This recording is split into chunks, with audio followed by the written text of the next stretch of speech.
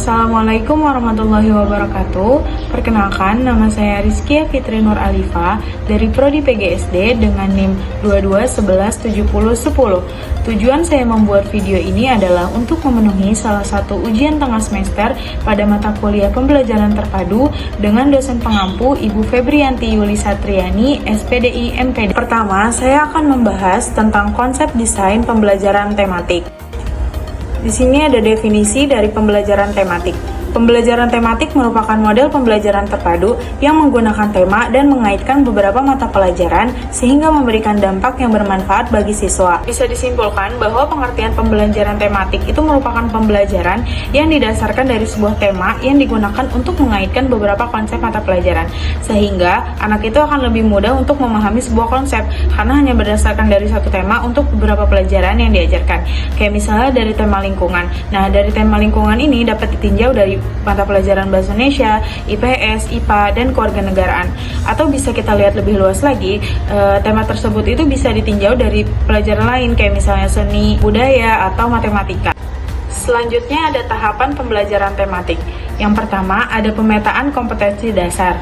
Dalam kegiatan pemetaan ini dilakukan untuk memperoleh gambaran secara menyeluruh dan utuh tentang semua standar kompetensi, kompetensi dasar, dan indikator dari berbagai mata pelajaran yang dipadukan di dalam tema yang dipilih. Di mana dalam pemetaan ini kegiatan yang dilakukan adalah penjabaran standar kompetensi dan kompetensi dasar ke dalam indikator. Pastinya dalam mengembangkan indikator itu perlu diperhatikan seperti indikator dikembangkan sesuai dengan karakteristik peserta didik. Lalu indikator dikembangkan sesuai dengan karakteristik pada mata pelajaran dan indikator itu dirumuskan dalam kata kerja operasional yang terstruktur atau bisa diamati. Lalu yang kedua ada menentukan tema.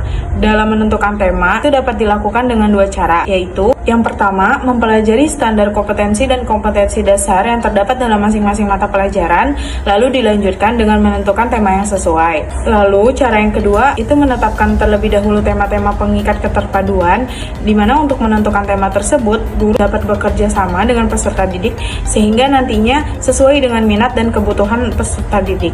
Lalu ketika menentukan tema pastinya ada beberapa prinsip yang harus diperhatikan. Yang pertama itu memperhatikan lingkungan yang terdekat dengan siswa, lalu dari yang termudah menuju yang tersulit, dari yang sederhana menuju yang kompleks, dari yang konkret menuju ke abstrak. Di mana tema juga dipilih harus memungkinkan terjadinya proses berpikir pada diri siswa.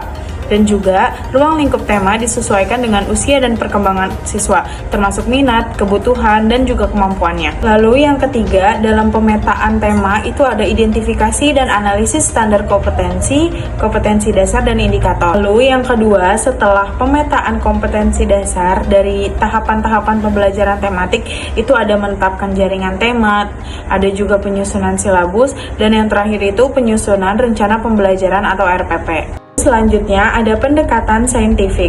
Pendekatan saintifik ini memudahkan guru atau pengembang kurikulum untuk memperbaiki proses pembelajaran, yaitu dengan memecah proses ke dalam langkah-langkah atau tahapan-tahapan secara terperinci yang memuat instruksi untuk siswa melakukan kegiatan pembelajaran. Pastinya pendekatan saintifik ini mempunyai beberapa tujuan.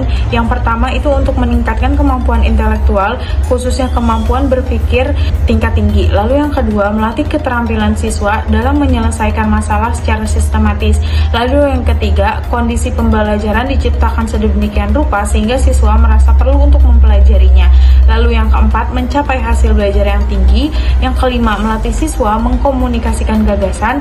Dan yang keenam, perkembangan kepribadian pada peserta didik. Pastinya dalam mengimplikasikan pembelajaran tematik ini, guru itu mempersiapkan kegiatan dan pengalaman pembelajaran bagi anak serta memilih kompetensi dari berbagai mata pelajaran agar pembelajaran itu menjadi lebih bermakna dan menuntut kreativitas baik dalam menyusunnya sedemikian rupa sehingga membuat menarik, menyenangkan, dan juga lengkap. Selanjutnya ada pembelajaran berbasis proyek. Model pembelajaran berbasis proyek baik dalam mengembangkan keterampilan dasar yang harus dimiliki siswa itu termasuk keterampilan berpikir, keterampilan membuat keputusan, kemampuan berkreativitas, kemampuan memecahkan masalah, dan sekaligus dipandang efektif untuk mengembangkan rasa percaya diri dan manajemen diri para siswa. Pastinya pembelajaran berbasis proyek ini amat sangat berguna dan amat sangat berpengaruh terhadap siswa agar siswa menjadi anak yang percaya diri. Dan yang terakhir ada keunggulan model Project Based Learning. Keunggulan model Project Based Learning itu merupakan salah satu model pembelajaran yang sangat baik dan cocok dalam mengembangkan keterampilan dasar yang memang harus dimiliki oleh siswa, di mana keterampilan tersebut termasuk keterampilan berpikir, terus keterampilan memecahkan masalah, keterampilan membuat keputusan, keterampilan berkreativitas, dan dipandang efektif untuk mengembangkan rasa percaya diri dan manajemen diri pada siswa. Sekian video dari saya, kurang lebihnya mohon maaf. Wassalamualaikum warahmatullahi wabarakatuh.